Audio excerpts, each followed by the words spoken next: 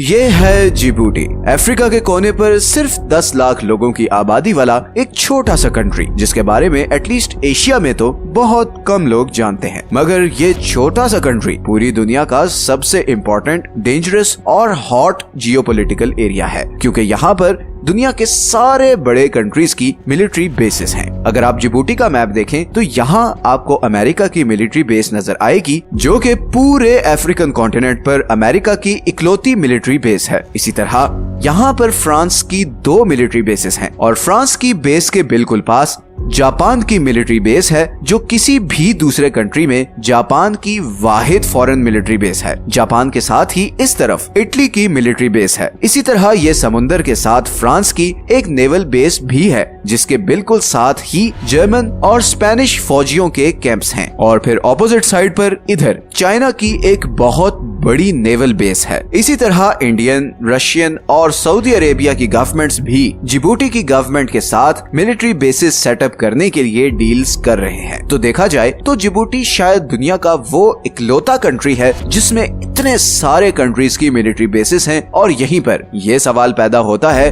कि आखिर जिबूटी में ऐसी क्या बात है कि दुनिया की सारी बड़ी सुपर पावर्स ने इधर अपनी मिलिट्री बेसिस सेटअप की हुई हैं। आइए जानते हैं इस सवाल का जवाब। सच ये है कि इस वीडियो में असल में जिबूटी की इतनी इम्पोर्टेंस इसकी जियोग्राफिक लोकेशन की वजह से है। जिबूटी यमन के बिल्कुल ऑपोजिट बाबुल मंदेब स्ट्रेट के वेस्ट में है।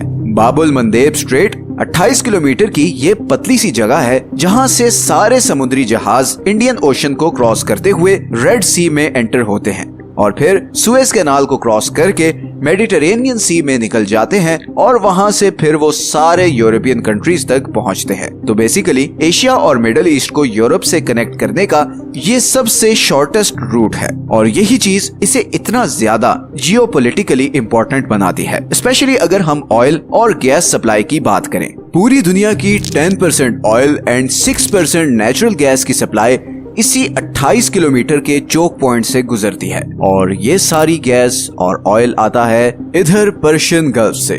Persian gulf Iran, Iraq, Kuwait, Bahrain, Qatar, Saudi Arabia, UAE और ओमान में घिरा हुआ समुंदर का ये हिस्सा है, जहां पर पूरी दुनिया के सबसे बड़े नेचुरल गैस और ऑयल के रिजर्व्स हैं। पूरी दुनिया के 50% ऑयल और 40% नेचुरल गैस के रिजर्व्स इन कंट्रीज के पास हैं और इसीलिए पर्शियन गल्फ 21वीं सदी की सबसे इम्पोर्टेंट जियोग्राफिक लोकेशन है, बिकॉज इस एक खित्ते पर आधी से ज्यादा दुनिया की एनर्जी सप्लाई डिपेंडेंट है। इन कंट्रीज से तेल और गैस इन बड़े बड़े समुद्री जहाजों में लोड होता है और फिर ये 20 मील के चोक पॉइंट से गुजर के इधर एशिया के सारे बड़े कंट्रीज जैसे Pakistan, India, China, south Korea और जापान तक जाता है।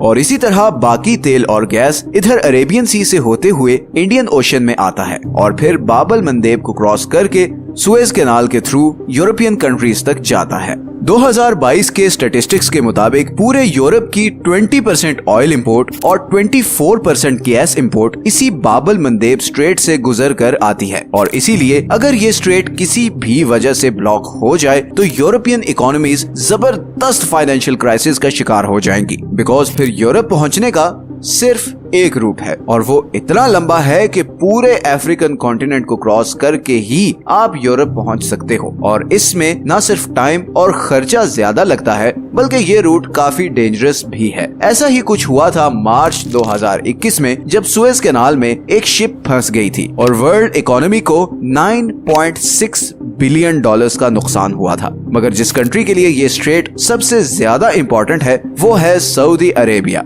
सऊदी अरेबिया के पास पूरी दुनिया के 15% प्रूवन ऑयल रिजर्व्स हैं। सऊदी अरेबिया सही मानों में एक पेट्रो स्टेट है। सऊदी अरेबिया का 46% जीडीपी ऑयल पर डिपेंडेंट है और उसकी 80% एक्सपोर्ट इनकम ऑयल से होती है। ये सारा इंफ्रास्ट्रक्चर, ये बड़ी बड़ी बिल्डिंग्स, ये जबरदस्त प्रोजेक्ट्स, ये लग्जरी लाइफस्टाइल, हर चीज इसी तेल की वजह से है। और सऊदी अरब की सारी ऑयल फील्ड्स इधर पर्शियन गल्फ के बॉर्डर पर ही हैं और इसीलिए बाकी दुनिया तक पहुंच जाने का सबसे इजी रास्ता ये स्ट्रेट ऑफ हॉर्मुज के थ्रू है। अब स्ट्रेट ऑफ हॉर्मुज की बात करें तो ये करीबन 34 किलोमीटर की छोटी सी जगह है जहां से पर्शियन गल्फ वाले कंट्रीज के कंटेनर्स गुजरकर बाकी दुनिया को जाते हैं। इस चोक पॉइंट को सबसे बड़ा खतरा ईरान से है, जो कि सऊदी अरब का सबसे बड़ा राइवल है। इस स्ट्रेट के आसपास वाले सारे आइलैंड्स भी ईरान के ही कंट्रोल में हैं और ईरान बहुत दफा ये स्ट्रेट बंद करने की धमकी भी दे चुका है। और अगर ये स्ट्रेट किसी भी वजह से बंद हुआ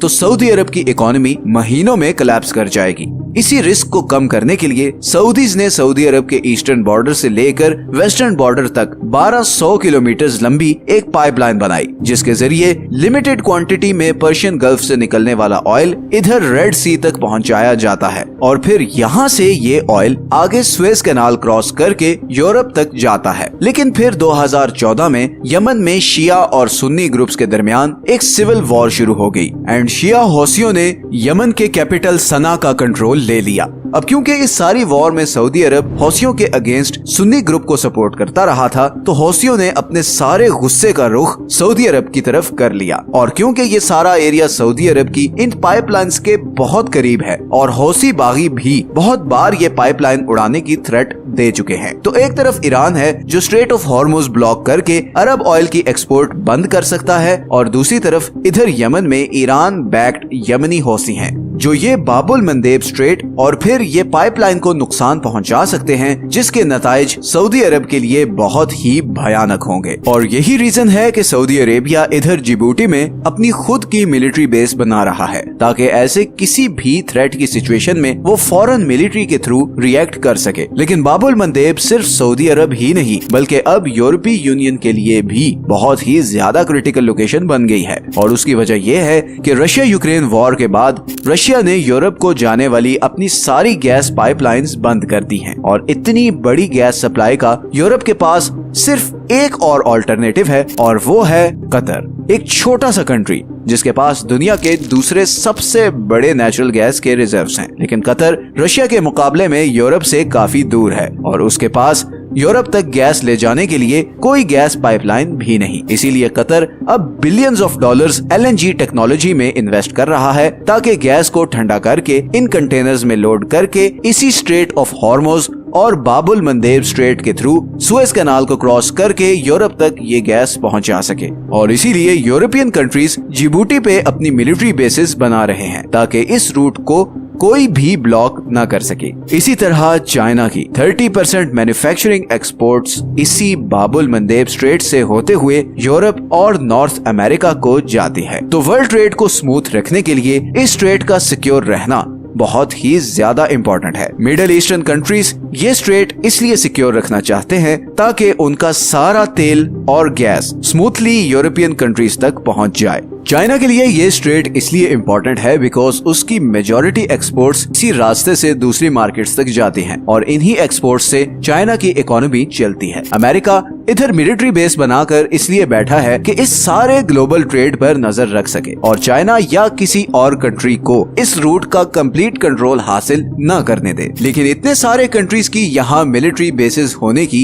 एक और वजह ये भी है कि ये सारा एरिया बहुत ही अनस्टेबल और खतरनाक है। इस स्ट्रेट के एक तरफ यमन है जो पिछले कुछ बरसों से खूनी सिविल वॉर का शिकार है और दूसरी तरफ एरिट्रिया, इथियोपिया और मोलिया जैसी अफ्रीकन कंट्रीज हैं जिनमें लॉ एंड ऑर्डर सिचुएशन बहुत सख्त खराब है। और फिर इस तरफ सोमालिया है जहाँ के पायरेट्स अक्सर इन ट्रेड रूट्स पर आने वाले कंटेनर्स पर अटैक करते रहते हैं और कई दफा तो वो इन शिप्स को लूट भी लेते हैं। इसीलिए सारे